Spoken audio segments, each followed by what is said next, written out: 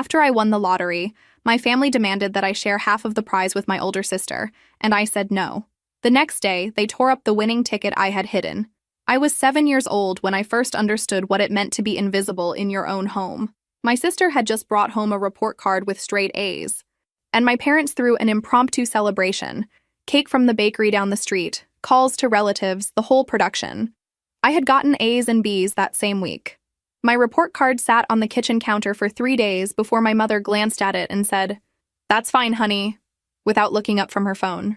I learned early not to expect applause. My sister was 3 years older, and from my earliest memories, she occupied a space in our family that I could never reach. When she made the honor roll, my father would beam and tell anyone who'd listen.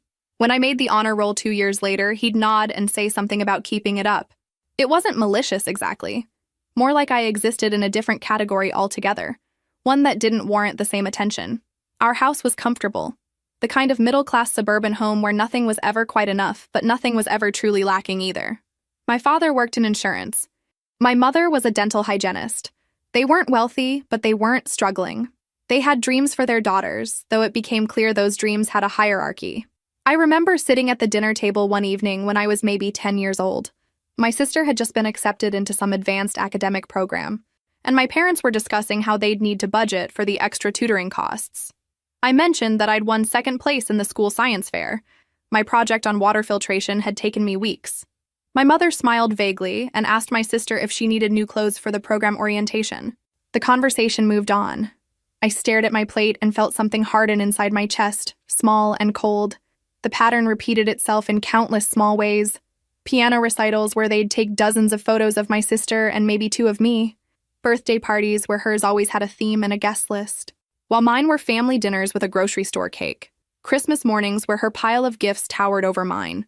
I told myself it didn't matter, that material things weren't important, but children understand fairness in ways adults pretend to forget.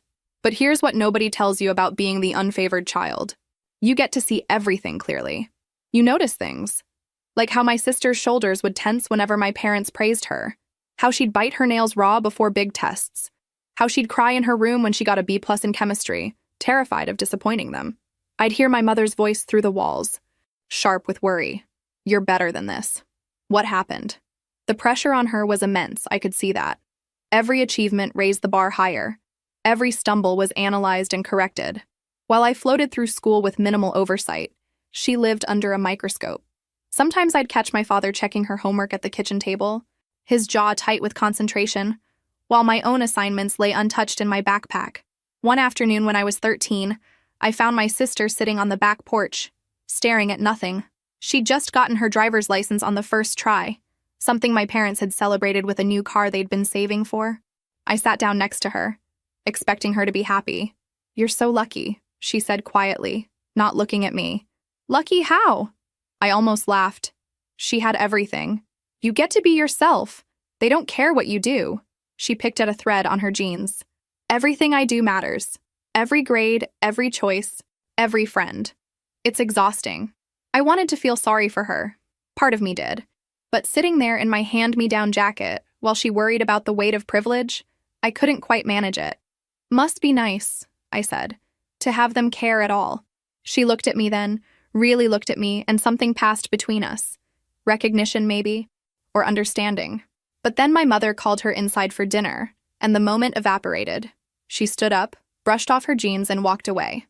I stayed on the porch a while longer, watching the sunset over the fence line, feeling that familiar weight settle back onto my shoulders. The years that followed set a pattern I'd come to know intimately. My achievements were expected. Hers were celebrated. My failures were proof of my limitations. Hers were temporary setbacks to be solved with resources and intervention. I learned to survive on scraps of acknowledgement, while she learned to drown in expectations. We were both trapped, I suppose, just in different cages. And I'd be lying if I said I didn't sometimes wonder which was worse, being ignored or being suffocated. But mostly, I just wanted them to see me, really see me. Not as the spare daughter, not as the backup plan, but as someone who mattered on my own terms. I didn't know then that I'd spend the next decade of my life trying to earn what my sister had been given from birth, the simple gift of being noticed. The college acceptance letters arrived the same week, 3 years apart.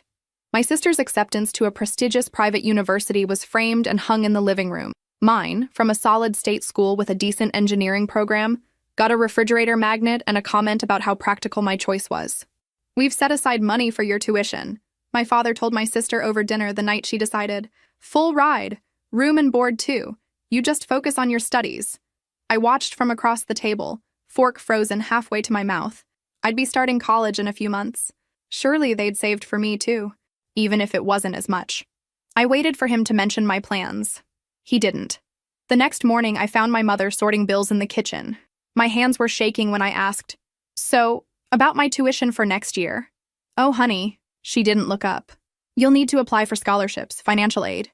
Your father and I talked about it, and with your grades, you should qualify for plenty of help. Your sister's program is quite expensive, you understand." But I thought, I stopped. What had I thought? That they'd treat us equally? "You're resourceful," she said. "You'll figure it out." I did figure it out. I applied for every scholarship I could find and scraped together partial funding. For the rest, I took out student loans with interest rates that made my stomach turn. The financial aid officer explained the repayment terms with practiced sympathy. 20 years of payments. I'd be 41 when I finally finished paying for an education my sister got for free. My sister moved into a modern apartment near campus with a roommate whose parents owned a software company. I moved into a cramped dorm with cinder block walls and a window that wouldn't fully open. She posted photos of her campus.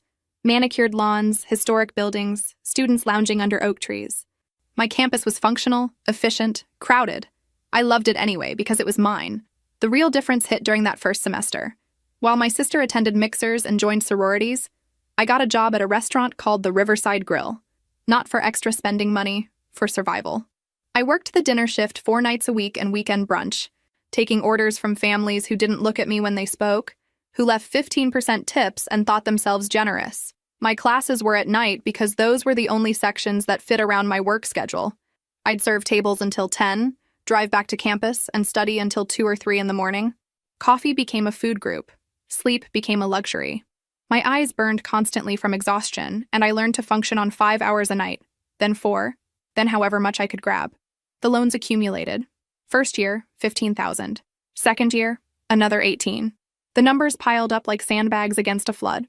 I went home for Thanksgiving our second year. My sister had gained weight. The dining hall and late-night pizza, she joked. She looked healthy, rested. I'd lost 12 pounds I couldn't afford to lose, and there were permanent shadows under my eyes that no amount of concealer could hide. "You look tired," my mother observed over dinner. "I work 40 hours a week on top of classes," I said flatly. "I'm always tired." "Well, that's character building," my father said. "Your sister doesn't have time for a job with her course load. It's quite demanding."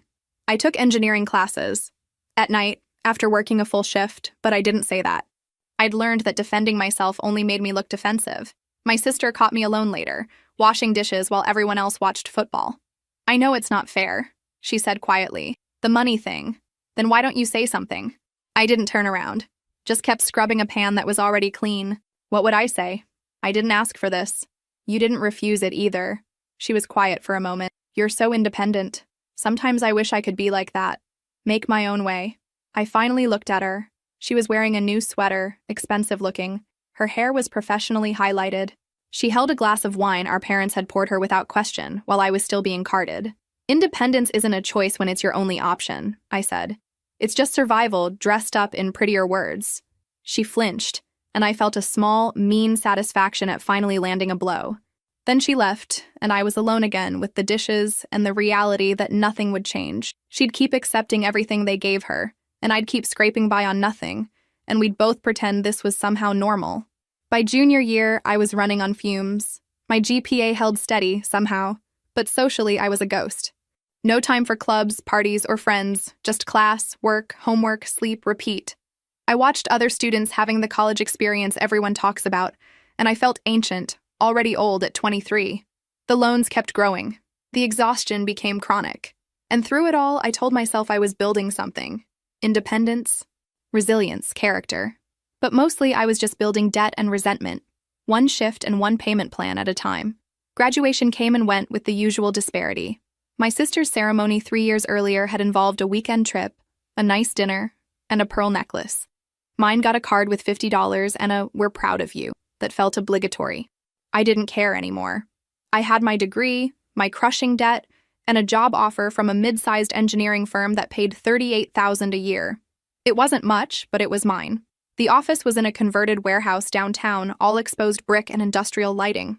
I shared a desk cluster with 3 other junior engineers, and for the first time in years, I felt like I could breathe.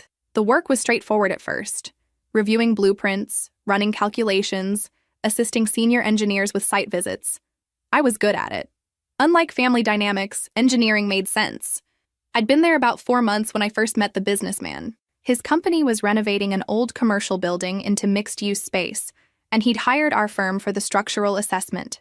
He was in his early 60s with gray hair and wire-rimmed glasses, the kind of man who listened more than he spoke. During our first site meeting, he asked my opinion on a load-bearing wall issue, and I gave him an honest answer that contradicted my supervisor's initial assessment. My supervisor shot me a look, but the businessman nodded slowly. "Show me your math," he said. I did. He studied my calculations, then turned to my supervisor. "She's right. We'll need to reinforce this differently." After that, he started requesting me specifically for his projects. Not the senior engineers, me. He'd call the office and ask if I was available for consultations. He'd email questions directly to me, clearly valuing my input. "You're thorough," he told me once, "and you don't just tell me what I want to hear?" That's rare. The recognition was oxygen after years of suffocation. Someone saw my work, valued my competence, treated me like I mattered. I found myself working harder on his projects, staying late to double-check calculations, researching better solutions. It wasn't about impressing him. It was about proving to myself that I was worth the effort. My parents, predictably, had different concerns. "You're still living at home," my father said one Sunday morning, ambushing me with coffee and a printed spreadsheet. "We need to discuss your contribution to household expenses." I stared at the numbers. He wanted $400 a month for rent, plus utilities and groceries. "My sister lived here for free when she was starting out," I said carefully. "Your sister was in graduate school," my mother interjected. "That's different. She worked part-time at a boutique. For fun. She was establishing herself." My father's tone suggested the discussion was over. "We're not asking for much. Just your fair share." Fair share. I'd paid my own way through college while they funded my sister's entire education. I'd worked 40-hour weeks while she pledged sororities. I'd graduated with $38,000 in debt while she graduated debt-free. And now they wanted my fair share. I paid it. Not because it was fair, but because I had nowhere else to go yet. My salary barely covered the loan payments, the rent, and basic necessities. Saving for a security deposit would take months, so I stayed in my childhood bedroom, now costing me $400 a month, and felt the resentment crystallize into something harder. My sister, meanwhile, had moved back home after graduating. She was finding herself, which apparently meant working part-time at a boutique and spending the rest of her time on social media, curating what she called her personal brand. She paid nothing. When I pointed this out to my mother, she said, "Your sister is going through a transition period. You're established in your career." Established. I was 24, making barely enough to survive, and drowning in debt. But sure, established. The businessman noticed the stress. During a routine site check, he asked if I was sleeping enough. I laughed and told him sleep was a luxury. He didn't push, but later that week, he emailed me about a consulting opportunity, a side project his company was developing. The pay was modest but significant for me. "You've got good instincts," he wrote. "I trust your judgment. Interested?" I was. Not just for the money, though God knows I needed it, but for the validation. Someone believed in my skills enough to hire me independently. The work wasn't charity. It was legitimate consulting. I said yes immediately. That extra income became my escape fund. Every dollar I didn't absolutely need went into a separate account, hidden from my parents' view. Slowly, the number grew. 200, 500, 1,000. I watched it accumulate with the same fervent attention I'd once given to my student loan balance, except this time the number represented freedom. At home, the dynamic worsened. My sister's transition period stretched into months. She'd sleep until noon, spend afternoons at coffee shops taking filtered photos of lattes she charged to my parents' credit card, and complain about how hard it was to find meaningful work. She lived like a trust fund kid in a home our parents could barely afford to maintain. And I paid rent. I paid for groceries. I paid my fair share. I built my competence through work and my escape fund through sheer stubborn will. And I waited for the day when I'd have enough saved to leave for good. A year passed in a blur of blueprints and rent payments. I turned 25 in March, celebrated with a cupcake from the office break room and a text from my sister asking if I could cover her car insurance. I said no. It felt surprisingly good.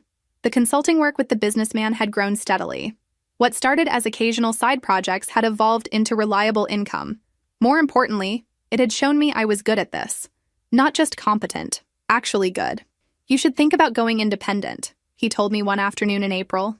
We were reviewing plans for a residential development in his office. Starting your own consultancy. I laughed. With what capital? I'm still paying off student loans. You don't need much to start. A business license, insurance, maybe a website. Your reputation will do the rest. He leaned against his desk. I'd be your first client. I'd refer you to my network. You've got the skills. You just need to bet on yourself. The idea took root immediately. My own business. My own clients.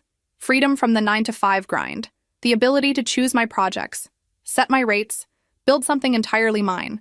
I spent 3 weeks building a business plan. Not a vague outline, but a real plan. Projected expenses, potential clients, marketing strategy, timeline for profitability.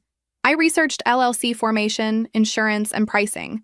I stayed up until 2 or 3 in the morning, running numbers and refining projections. The startup costs were modest, $5,000 for the first 6 months. I had $2,000 saved. I needed 3 more. I could get a business loan, but the interest rates were steep and approval uncertain with my existing debt. The logical solution, however uncomfortable, was obvious.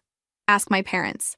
$3,000 with a clear repayment plan, less than they spent on my sister's monthly expenses. I practiced the conversation before approaching them one Sunday evening. My father was in his study, my mother reading in the living room. I asked them both to sit down. I want to start my own engineering consultancy, I began, keeping my voice steady. I've been doing consulting work for a year, and I've built a strong relationship with a client who's offered to mentor me and provide referrals. My mother's expression was already skeptical. I handed my father a printed copy of my business plan, 20 pages of research and projections. He flipped through it without reading. I need $3,000 for startup costs, I continued. I've saved $2,000 already. I'm asking for a short-term loan, not a gift. I've outlined a repayment schedule.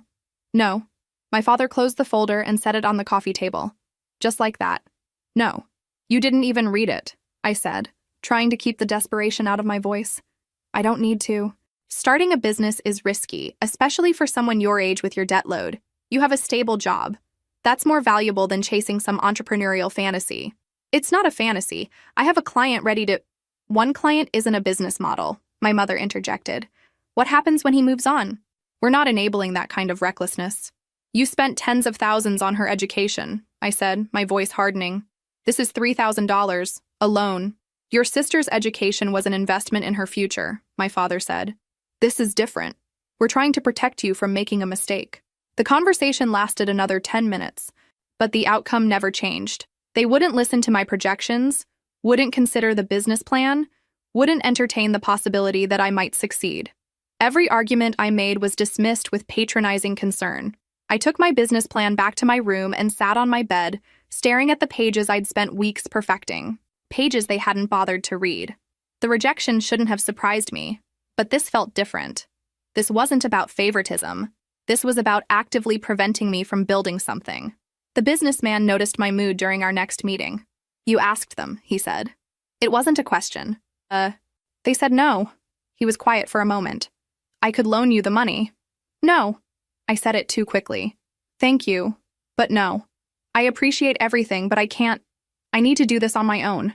Pride is expensive, he observed, not unkindly. So is debt to someone who's already done too much for me. I managed a weak smile. I'll figure it out. I'll save up. It'll just take longer. The offer stands, he said. When you're ready. I believe in this, and I believe in you. That doesn't change because your parents can't see what's in front of them. Those words, I believe in you. I carried them like a talisman for weeks. Someone believed in me. Someone saw potential where my parents saw only risk. It didn't fix the rejection, didn't give me the money I needed, but it planted something important. The knowledge that their inability to see my worth wasn't a reflection of my actual value. I kept saving. The business plan stayed in my desk drawer. A promise to myself. The escape fund grew slowly. $2,300, then $25. Every dollar was progress, even if it felt glacial. I'd get there eventually. I'd prove them wrong. I just had to be patient. But patience was wearing thin. Something cold and determined was growing in its place. A resolution that when the opportunity came, when I finally had the resources to build my own life, I wouldn't let anyone stop me. Not my parents, not my sister, not anyone. 3 months after they rejected my business loan, my sister announced her big idea over Sunday dinner. She wanted to open a boutique. Urban clothing, trendy accessories, the kind of place where everything was overpriced and Instagram-worthy. "I've found the perfect location," she said, pulling up photos on her phone. "It's in the Arts District, right next to that new coffee shop. The rent is $2,500 a month, but the foot traffic is incredible." I watched my parents' faces, waited for the inevitable questions about her business plan, her market research, her financial projections. Instead, my father said, "How much do you need?" Just like that. No hesitation, no skepticism. "Well," my sister said, "I'd need about $30,000 for the first 6 months. That covers rent, inventory, fixtures, marketing, insurance." "We can do that," my mother said immediately, already smiling. I set my fork down carefully. $30,000. "It's a good opportunity," my father said, not looking at me. "Your sister has a vision. We want to support that." I asked for $3,000, for a business I'd already researched with a client ready to hire me. "You said no." The table went quiet. My sister's enthusiasm dimmed slightly. My mother's smile tightened. "This is different," my mother said. "Your sister has a comprehensive plan. She just came up with this weeks ago. I worked on my plan for months." "Let's not make this about you," my father said sharply. "We're discussing your sister's opportunity. Can you be happy for her just once?" I looked at my sister. She met my eyes for a brief second, and I saw it. Guilt, awareness, the knowledge that this was wrong. But she didn't say anything. She never said anything. She just looked away. "I'm going out," I said, standing up. Nobody tried to stop me. I drove to the lakefront and sat in my car for 2 hours. $30,000. They had $30,000 to give away, and they'd told me $3,000 was too risky. The math was simple, brutal, impossible to rationalize. I wasn't worth the investment. I had never been worth the investment. The boutique opened 6 weeks later. My parents threw a launch party, posted endlessly on social media. I wasn't invited, or rather, I was invited in the way you invite someone you expect will decline. A perfunctory text 2 days before. I went anyway. Showed up in my work clothes, deliberately underdressed. The store was exactly what I'd expected. Exposed brick, vintage fixtures, racks of clothing with price tags that made me wince. My sister saw me come in, her face pleased and panicked at once. "You came," she said.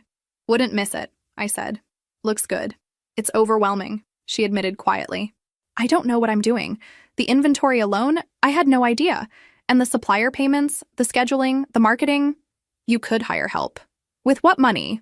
"Most of what they gave me is already gone. Everything cost more than I thought." She laughed nervously. "I keep thinking they're going to realize I'm failing and be so disappointed." I almost felt sorry for her. Almost. But then I remembered my unread business plan. Remembered working 40-hour weeks through college while she pledged sororities. "You should have planned better," I said. "I know." Her voice was small. Sometimes I feel like no matter what I do, it's never good enough for them." "Must be nice," I said, "to fail upward with a $30,000 cushion." She flinched like I'd slapped her. I grabbed a glass of champagne and left. On the drive home, I felt hollow and angry and strangely liberated. I'd stopped pretending to be happy for her. The store struggled from the start. My sister had chosen trendy over timeless, aesthetic over practical. Instagram photos looked great, but sales were dismal. The overhead was killing her. Rent, utilities, insurance, unsold inventory. Within 3 months, she was panicking. I'd hear her on the phone with my mother, her voice high and strained. My parents kept floating her money. Another $5,000 here, $3,000 there. Money they'd claimed not to have when I needed it. I watched it happen with detached fascination. This was what they'd chosen to invest in, this failing vanity project. And my sister kept accepting their money, kept taking while the business circled the drain. One night, about 4 months after the opening, she knocked on my door. I was working on a consulting project. "Can we talk?" she asked. "I'm busy. Please." I turned around. She looked exhausted, dark circles under her eyes. "I know you're angry," she started. "I'm not angry," I said. And I meant it. I was past anger. I was somewhere colder. "I just don't care anymore." "That's worse." She sat on my bed without invitation. I know I should have said something about the money, about everything. I know it's not fair. So say something now. Tell them to help me too. She was quiet for a long moment. I can't. You mean you won't? I can't, she repeated, tears in her eyes now. If I push back, if I question anything, you don't understand the pressure.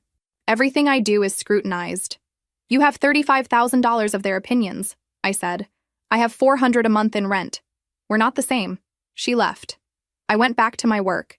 The cold thing inside me got a little colder, a little harder. And I kept saving, kept planning, kept waiting for my chance to escape. The lottery tickets started as a joke to myself. I was 26, living in my childhood bedroom, paying rent to parents who'd given my sister $35,000 while refusing me $3,000. My escape fund had grown to $3,000, but apartment security deposits in this city required at least double that. I was stuck. Every Friday on my way home from work, I'd stop at the convenience store on Maple Street.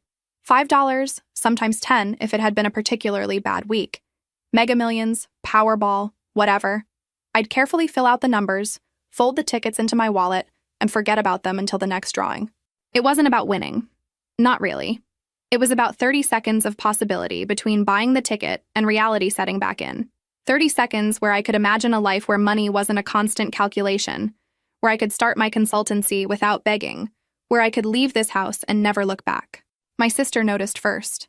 I was at the kitchen table one Saturday morning, checking the previous night's numbers on my phone. She walked in for coffee, saw the ticket in my hand, and laughed. You buy those things? She poured herself a cup, adding expensive creamer my parents bought specifically for her. That's just a tax on people who can't do math. Says the woman whose business lost $8,000 last month, I said, without looking up. Her face went tight. At least I'm trying to build something real. You're literally throwing money away on a fantasy. Isn't that what your boutique is? She left the kitchen without another word.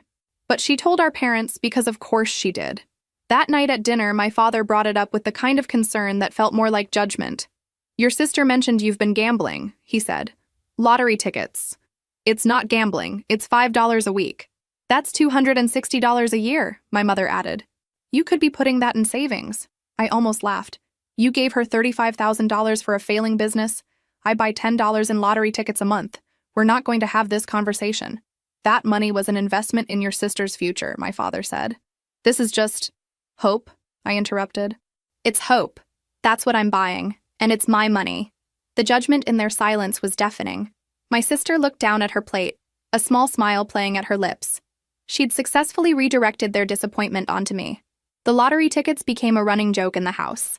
My sister would make comments about winning big whenever she saw me. My parents would mention articles about lottery addictions. But sure, my $10 in lottery tickets was the real problem. At work, I tried to keep it private. But the businessman noticed during one of our site meetings. A lottery ticket fell out of my notebook. He picked it up, glanced at it, and handed it back without comment. The next week, he brought it up over coffee. We were discussing timeline projections, sitting in a cafe near the construction site. The lottery ticket, he said. You do that regularly? I felt defensive immediately. It's just a few dollars. I'm not judging.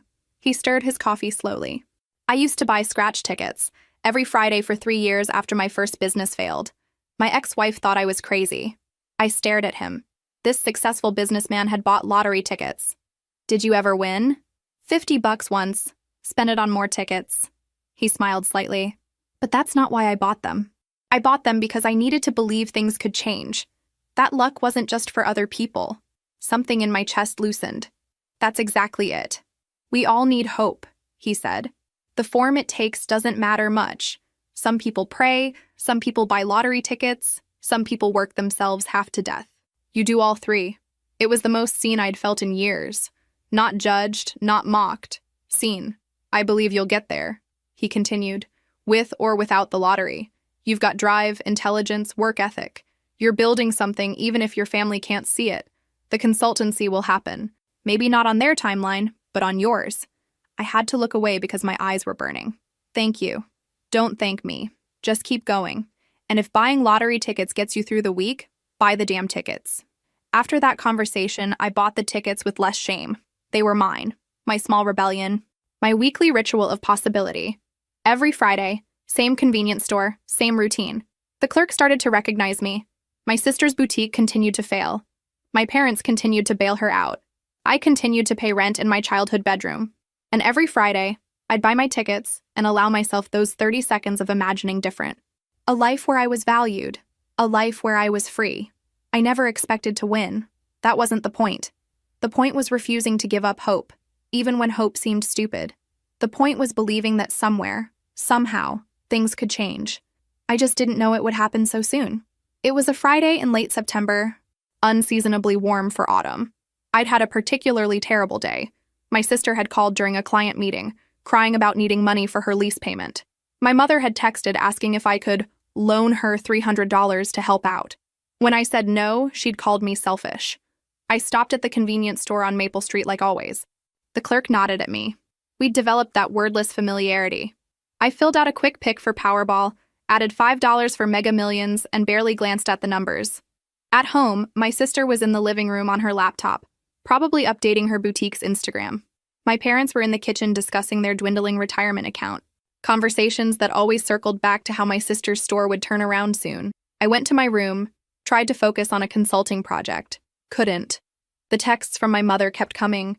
Your sister is really struggling. We all need to pull together. It's just $300. Around 8, I gave up and turned on the TV. The lottery drawing was on. Background noise while I scrolled through job listings. The numbers started appearing, and out of habit, I pulled the Powerball ticket from my wallet. First number matched. Second, third, fourth. My heart started pounding. Fifth number. Sixth, all 6 numbers. Perfect match. $3 million. I stared at the TV, then at the ticket, then back. They were already moving on to the next segment. My hands were shaking so badly I almost dropped the ticket. $3 million. My first instinct was to scream, to run downstairs and tell everyone. But something stopped me. Maybe it was the months of being dismissed and mocked. Maybe it was my mother's texts demanding money while sitting on $35,000 they'd given my sister. Maybe it was just self-preservation. I sat there for 10 minutes just breathing. Then I Googled what to do if you win the lottery. The advice was consistent. Tell no one, sign the ticket immediately, get a lawyer, keep it secret until you've secured everything. I signed the back of the ticket with a pen I'd used to sign my student loan documents. Then I took photos and uploaded them to 3 different cloud storage accounts. I wasn't taking chances. Saturday morning, I drove to the lottery office downtown. My hands were still shaking. The office was surprisingly mundane. Fluorescent lights, institutional carpet, clerks behind plexiglass. The clerk's eyes widened when I showed my ticket. Congratulations, we'll need to verify this. 20 minutes of paperwork. Verification, more paperwork. They explained payout options, lump sum or annuity. I chose lump sum. After taxes, roughly $2 million. The money will be processed and transferred within 2 weeks, the clerk explained. We'll need to take your photo with a ceremonial check for publicity purposes. The ceremonial check. They gave me an oversized cardboard check with $3 million printed across it. It was absurdly large, completely impractical, just for photos and publicity. The actual money would be a bank transfer. I posed for the photos with this ridiculous prop, then drove home with the giant check in my back seat. When I got home, I carried it upstairs carefully. It was too big for my desk drawer, so I slid it behind my dresser, out of sight. My sister knocked on my door around noon. Want to get lunch? I feel like we've been fighting too much lately. I looked at her standing in my doorway. Expensive highlights, designer jeans probably charged to our parents' credit card, completely oblivious to her privilege. No, I said. I'm busy. Come on, my treat. Well, Mom gave me her credit card, but still. I said no. She left, offended. Good. I was done performing gratitude for crumbs while she feasted. Sunday dinner was mandatory in our house, one of those family traditions my mother enforced with guilt. I sat at the table, cutting my chicken into precise pieces, while my parents discussed their dwindling savings, and my sister complained about a customer who'd returned a dress. We're going to need to tighten our belts, my father said, looking pointedly at me. Maybe you could contribute more to household expenses. I looked at him, at my mother, at my sister. They had no idea what was coming. They thought they could keep taking from me, keep dismissing me, keep treating me like I didn't matter. I set down my fork. I have something to show you, I said. My voice was steady, calm. I went upstairs and retrieved the ceremonial check from behind my dresser. It was awkward to carry, oversized and unwieldy. When I came back down to the dining room, all 3 of them stared. I held up the check. $3 million printed in huge letters across cardboard. Impossible to miss. Impossible to dismiss. I won the lottery, I said. The silence was beautiful. The silence lasted maybe 5 seconds. Then everyone started talking at once. Oh my God, my sister breathed, standing up. 3 million? That's incredible, my mother said. Our daughter won the lottery. We'll need to be smart about this, my father interrupted. Investments, taxes, financial advisors. I just stood there, holding the ridiculous check, watching them. They were already deciding, already assuming, already planning how to spend my money. My mother recovered first, composing her face into something like pride. Sweetheart, this is wonderful. This is a blessing for the whole family. The whole family, I repeated. My father leaned forward. This kind of money requires careful planning. We can help you. Like you helped me with my business loan? His jaw tightened. This is different. This is serious money. $3,000 wasn't serious? Let's not relitigate old arguments, my mother said quickly. This is a happy occasion. My sister had been quiet, staring at the check. Now she looked up. This could save my boutique, she said softly. There it was. Less than 2 minutes. The store is struggling, she continued, gaining confidence. But with the right investment, with enough capital to expand, this could turn everything around. You want my lottery winnings to bail out your failing business. Not all of it. Just half would be more than enough. You'd still have $1.5 million, and I could actually make the boutique work. I looked at my parents, waited for them to tell her how absurd this was. Instead, my mother nodded. That's actually quite reasonable. You'd both benefit. Reasonable. The word came out flat. As a family, we should support each other, my father said. Your sister's business has potential. Her business is failing because she has no plan. Because you gave her $30,000 without making her prove anything. Because you've spent her entire life telling her she's perfect, so she never learned to work for anything. That's not fair, my sister said, her voice shaking. You don't know the pressure? The pressure, I interrupted, and something inside me snapped into cold clarity. The pressure of getting a fully funded education while I worked 40 hours a week? The pressure of living rent-free while I pay $400 a month? The pressure of having parents who actually believe in you? You don't understand. No, you don't understand. I pulled out my phone, set it on the table. I have $38,000 in student loan debt. You have $0. I paid my way through school while you partied. I've been saving every spare dollar for 2 years just to afford a security deposit on an apartment, while you've blown through $35,000 on a store that loses money every month. That's not, my mother tried. I'm not finished. When I asked for $3,000, $3,000 for a business I'd actually planned, you said no. Too risky. You didn't have the money. I pointed at my sister. 3 months later, you gave her $30,000. No questions, no business plan. Just yes, because she's the one who matters. You're twisting this? My father said. But his voice lacked conviction. Am I? She's gotten everything from you. Money, support, attention, belief. And I've gotten rent bills and lectures about responsibility. I held the check close. This is mine. I bought the ticket. I won. Me. Not us. Not the family. Me. But you live in our house, my mother said weakly. I live in a bedroom I pay for. That's all you've given me since I was 18. So no, you don't get to call this a family windfall. And she definitely doesn't get half. My sister's face had gone pale. I'm your sister. Don't I deserve? Deserve? You deserve what you've earned. A failing boutique and $35,000 in parental welfare. What you don't deserve is my money. You're being cruel, she said, tears starting. You don't know what it's like having them watch everything I do. The store failing, it's killing me. They're going to be so disappointed. You know what killed me? Watching them not care. Watching them ignore every achievement. Dismiss every dream. Tell me my business wasn't worth $3,000 while throwing money at yours. You want to talk about pressure? Try having no one believe in you. Try being invisible in your own family. We've always, my mother started. You've always chosen her. Every time. In every way. And now you want me to choose her too. To give her half of the only lucky thing that's ever happened to me. I paused. No. If you don't share with your sister, my father said, his voice cold now, there will be consequences. You'll need to find somewhere else to live. I looked at him. This man who would throw me out over money he felt entitled to. Fine, I said. I was planning to move out anyway. Now I can afford it. I took the check upstairs, closed my door, and locked it. Behind it, I could hear raised voices, arguing, my sister crying. I sat on my bed with my ceremonial check and felt nothing. No guilt, no regret, no doubt. Just the cold certainty that I'd finally said what needed to be said. I barely slept that night. Not from anxiety or regret, but from adrenaline. I kept replaying the confrontation, my father's threat, my sister's tears. None of it moved me. I was done. Around 2 a.m, I started looking at apartments online.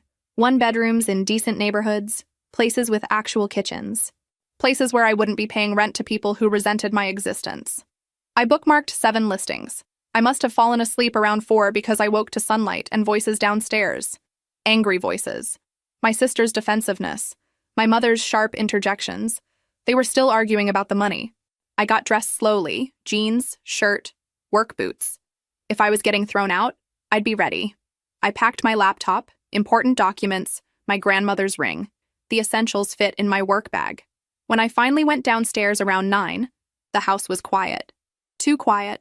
The silence felt calculated. I walked toward the dining room and stopped in the doorway. They were all there. My father, my mother, my sister. Sitting at the table like judges, and on the table in front of them, the check, shredded into dozens of pieces, scattered like confetti. I stared at it, at the strips of cardboard with fragments of letters. 3 million torn into Thi and Mil Ion. My sister held the scissors like a trophy, her eyes bright with something like victory. There was wildness to her expression, desperation masquerading as power. We're not letting you tear this family apart, my father said. If you won't share with your sister, then no one gets the money. It's your own fault, my mother added. You forced us to do this. I couldn't speak. I just stood there, looking at the destroyed check at my sister's triumphant face. They thought they'd won. They actually thought. The laugh started small, just a huff of breath. Then it grew. I tried to stop it, pressed my hand over my mouth, but it kept coming. Laughter. Real, genuine, almost hysterical. The kind that makes your eyes water. What's so funny? My father demanded, voice losing certainty. I couldn't answer. I was laughing too hard, tears streaming down my face. I bent over, hands on my knees, trying to catch my breath. Every time I looked at their confused faces, I laughed harder. Stop it, my sister said, but there was tremor in her voice now. I straightened up, wiping my eyes. You destroyed the ceremonial check, the fake one, the cardboard prop they give you for photos. The color drained from my sister's face. She looked down at the scissors, then at the destroyed check, then back at me. No, she whispered. That was just cardboard, I continued. A prop. You destroyed a worthless piece of cardboard. My father stood up abruptly. You're lying. Am I? I pulled out my phone, showed them the official paperwork, the confirmation email, the deposit schedule. $2 million. After taxes. Direct deposit. Should hit my account by next Friday. The real ticket was processed 2 days ago. My mother made a sound like a wounded animal. But I said I won $3 million. I didn't say that check was the actual prize. That's what they give you for the photo op. The real money is already mine. My sister dropped the scissors. They clattered against the table. This isn't fair, she said, voice thick with tears. You tricked us. I didn't trick you. You assumed. You got greedy, vindictive, and stupid. You destroyed something without knowing what it was. You let us, my father started. I let you show exactly who you are. I let you prove that when you can't control me, you'll try to hurt me instead. Thank you for making this easier. I looked at each of them. My father, red-faced. My mother, pale. My sister crying, her triumph curdled into humiliation. I'm leaving, I said. Today. I'll be out by this afternoon. Where will you go? My mother asked weakly. Anywhere but here. I paused. Oh, and the boutique. It's going to fail. Not because I didn't help, but because it was always going to fail. You can't buy competence. You can't fund work ethic. My sister sobbed harder. Good. I went upstairs and started packing. Behind me, I could hear them talking, arguing, crying. But their voices were already fading, becoming irrelevant. In my bag, clothes, important papers, laptop, my escape fund, my phone, the business plan I'd written a year ago. I took one last look at my childhood bedroom, at the walls I'd stared at through sleepless nights, at the desk where I'd studied and planned and dreamed of escape. It was just a room. It had never been home. Home was supposed to be safe. Home was supposed to be where people saw you, valued you. This was just the place I'd survived until I could leave. I picked up my bags and walked out. I made it halfway down the stairs before my mother appeared at the bottom, blocking my path. Her makeup was smeared from crying. "Please," she said. "Please don't go like this. We can talk. There's nothing to work out." I adjusted my bag. "Excuse me. You're overreacting. We made a mistake. You destroyed what you thought was my lottery ticket out of spite, because I wouldn't give half my winnings to subsidize my sister's failing business. That's not a mistake. That's who you are." We were angry. People do things when they're angry. Angry about what? Angry that I finally said no? Angry that for once I have something you didn't give me and can't take away? She flinched. "We've always loved you. You've loved the version of me that did what you wanted. The quiet one who didn't complain, didn't ask for much. That version was very convenient." My father appeared from the living room. "You can't just walk away from family. Watch me. We're cutting you off," he said, voice hard. "No more contact. No more help. I've been on my own since I was 18. The only difference is now I won't be sending you rent checks." My sister came down the stairs behind me, her face blotchy from crying. She looked younger, stripped of her usual presentation. "Wait," she said, voice small. I turned to look at her, waited. "I'm sorry," she said, halting. "I'm sorry we destroyed the check. I know it wasn't fair. I know I've gotten more than you. I know you're right." "Okay," I said. Not forgiven, just acknowledged. "But if you leave," her voice broke. "If you leave, I don't know what I'll do. The store is failing, and I don't know how to do any of this without them, without help. I've never had to." There it was. The confession I'd always known but never heard spoken. My sister had no idea how to function independently. They'd given her money but not tools, privilege but not skills. "That's not my problem," I said truthfully. "But you could teach me. You know how to survive. You could help me?" "No." The word was final. "I spent 26 years watching you get everything while I got nothing. I'm not going to spend the next 26 teaching you how to be the person you should have become on your own." "That's cruel," my mother said. She's struggling because you never let her struggle. You smoothed every path, solved every problem, funded every failure. You created this." "We don't have any money left," my father said quietly. "We gave it all to her. Our savings are gone. We were counting on your lottery money to—" I stared at him. "You were counting on my lottery money to recover from your bad financial decisions?" His silence was answer enough. "What are we supposed to do?" my mother asked. "Figure it out. The same way I figured out how to pay for college.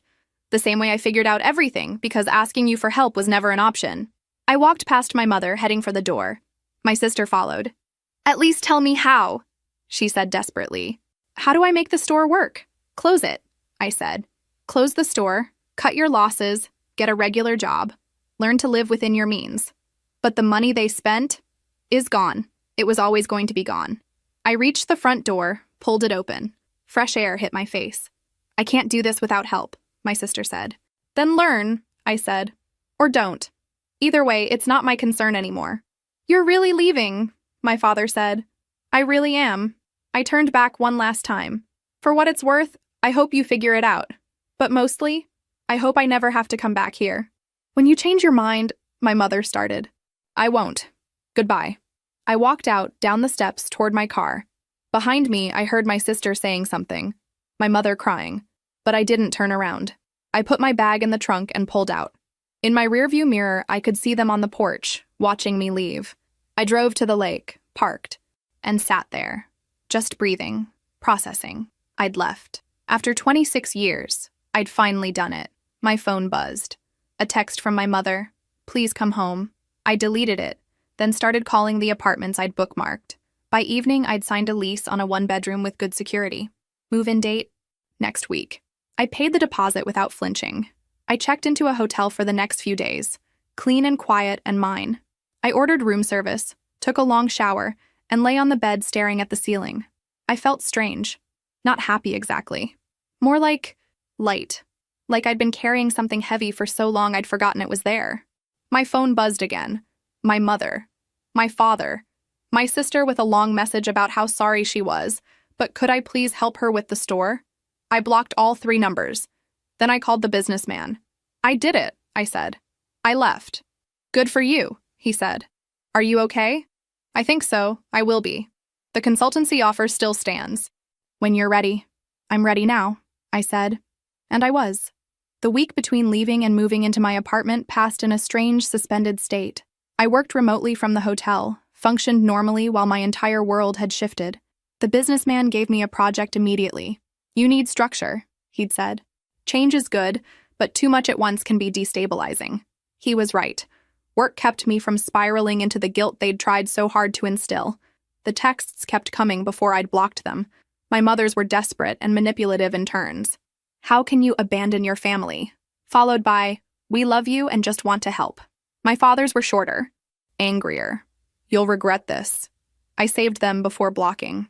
Not to reread, but as evidence. Proof that I wasn't crazy, that my decision was right. My sister's messages cycled through emotions. First, apologetic. "I know I messed up." Then desperate. "The store is failing faster." Then angry. Always playing the victim. Then back to desperate. "Please, I'm drowning here." I didn't respond to any of them. I blocked their numbers on the third day. Moving day was simple. Most of my belongings fit in my car in 2 trips. The apartment was on the 4th floor, corner unit, with windows that actually opened and let in real sunlight, hardwood floors, a functional kitchen, a bathroom that was mine alone. I stood in the empty living room that first day and felt something crack open in my chest. Not breaking, opening. I bought furniture slowly, deliberately. A couch I actually liked. A desk for my home office. A bed frame that didn't squeak. Each one felt like a declaration. This is mine. The lottery money hit my account on schedule. $2 million minus taxes. I contacted a financial advisor immediately. Within a week, I had an investment strategy. Half went into conservative investments. A quarter into savings. The rest was working capital. I paid off my student loans in a single transaction. $38,000 gone in seconds. I watched the balance drop to 0 and cried. Relief tears. The weight I'd carried for 8 years disappeared. 3 weeks after leaving, a new number started calling. I answered once, stupid with hope. It was my sister. "Don't hang up. Please just listen." I should have hung up. Instead, I waited. "They're blaming me," she said, crying. "Mom and Dad. They're saying the boutique failed because I didn't try hard enough, because I refused to learn. They're saying if I'd been more like you..." Her voice broke. "They're actually saying I should have been more like you." I could believe it. When the golden child fell, someone had to take the blame. "They won't help me anymore," she continued. "I asked them to cover next month's rent on the store, and they said no. They said I need to figure it out myself, the way you did. But I don't know how. It wasn't fair when you got everything and I got nothing," I said flatly. "But you didn't care then." "I was young. I didn't understand." "You're 29 years old. You understood. You just didn't care because it benefited you. How did you get this number?" "I went through Mom's phone." "Please, you have to help me." "Good. Lose everything. Learn what it feels like. Maybe it'll teach you something." I hung up. Blocked that number too. Then I changed my phone number entirely. He took me to lunch the next day, sensing I needed support. We sat at a quiet restaurant downtown. "How are you really doing?" he asked. "I don't know," I admitted. "I feel guilty, which I know is irrational. I feel relieved. I feel angry that I feel guilty. Family usually is complicated." He looked at me seriously. "For what it's worth, what you did took more courage than most people manage in a lifetime. It doesn't feel courageous. It feels necessary. Those aren't mutually exclusive. You're going to doubt yourself. They programmed you to. But every time you do, remember what they did with that check." I nodded, throat tight. "You're not the villain in this story," he continued. "You never were." We talked about the consultancy after that. Real plans, real timelines. He had 3 clients ready to work with me, enough to sustain the first 6 months. Not charity. These clients needed expertise I had. For the first time in my life, someone's confidence in me felt earned rather than conditional. He believed in me because of what I could do. I went home that night to my apartment, my space, my new life. No voices down the hall. No criticism disguised as concern. No comparisons. Just silence. Just peace. Just the possibility of becoming whoever I wanted to be. It was terrifying. It was liberating. It was mine. 6 months passed. Then a year. Then it was 2 years since I'd walked out of that house, and the person I'd been that day felt like someone I used to know. The consultancy was thriving. I'd started with 3 clients, and they'd led to others. Word of mouth in the engineering community was powerful. I had a waiting list now. The daughter who wasn't worth a $3,000 loan had a client waiting list. I hired my first employee after 18 months. A young engineer fresh out of school, bright and hungry. I paid her well, gave her real responsibilities, made sure she knew her value. My apartment still felt like a miracle some mornings. I'd wake up in my own space with no one to answer to and feel profound gratitude. I'd bought art for the walls. Plants I actually kept alive. A coffee maker that represented freedom. The family's attempts at contact had dwindled over time. The first few months were relentless. New numbers, emails, letters. Eventually, the attempts became sporadic. A text on my birthday. We miss you. An email at Christmas. The door is always open. I never responded. I found out what happened to them through a mutual acquaintance who knew my mother. She mentioned it casually over coffee. My sister's boutique had closed after 7 months. She'd lost everything my parents had invested. She was working retail now, at a department store. Entry-level, hourly wage. She'd moved back home initially, but that hadn't lasted. Too much tension, too much blame. She was in a studio apartment now, learning what it meant to survive paycheck to paycheck. Part of me felt vindicated. A larger part just felt tired. My parents had depleted their retirement savings entirely. The boutique investment had wiped them out. They were both still working in their early 60s, jobs they'd hoped to retire from. They'd downsized to a smaller house, sold the car, made financial compromises they'd never imagined. They blamed each other. They blamed my sister. They blamed me. Everyone except themselves. I should have felt more about it. But mostly I felt nothing. They'd made their choices. I'd made mine. The businessman, Gregory, took me to dinner on the 2-year anniversary of leaving. We'd done this every 6 months. "You look happy," he said. "Actually happy." "I think I am," I said, realizing it was true. Not giddy happiness, but something steadier. Peace. "Have you thought about reaching out to them?" he asked carefully. "Sometimes, usually when something good happens and there's this instinct to share it. Then I remember who they are and the instinct dies. That's probably healthy. My sister tried to contact me last month. New number, left a voicemail. She sounded different. Tired, but more real than I'd ever heard her. She said she was sorry, that she understood now. Did you call back?" "No, I can't be her life raft. She needs to learn to swim on her own." "You're not cruel," he said firmly. "You're boundaried. There's a difference." We talked about the business after that, about expansion, about the future I was building. He was proud of me in a way my actual father had never been. I'd found better family in a professional relationship than I'd ever had in my biological one. The next morning, I drove past my parents' old house. Not the smaller one they'd moved to, but the one where I'd grown up. A different family lived there now. New curtains in my bedroom window. A swing set in the backyard. Kids' bikes on the lawn. I sat in my car across the street, looking at the house that had never quite been home, waiting to feel something. But it was just a building. Just bricks and memories that belonged to someone else now. I drove away and didn't look back. That evening, I sat in my apartment with tea looking out at city lights. My phone buzzed. A new client inquiry. I responded, set up a consultation, and felt the quiet thrill of work I was good at. Somewhere in this city, my family was struggling with consequences of their own making. My sister was learning what I'd known since I was 18. My parents were facing a retirement they hadn't planned for. I could have felt guilty, but I'd stopped setting myself on fire to keep them warm. I'd stopped accepting blame for their choices. I'd stopped waiting for them to see my value.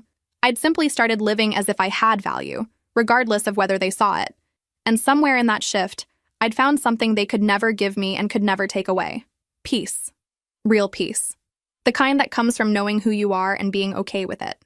The rainstorm of their disappointment no longer touched me. I'd found shelter. I'd built a roof over my own head, with my own hands, with money I'd earned and luck I'd claimed and choices I'd made.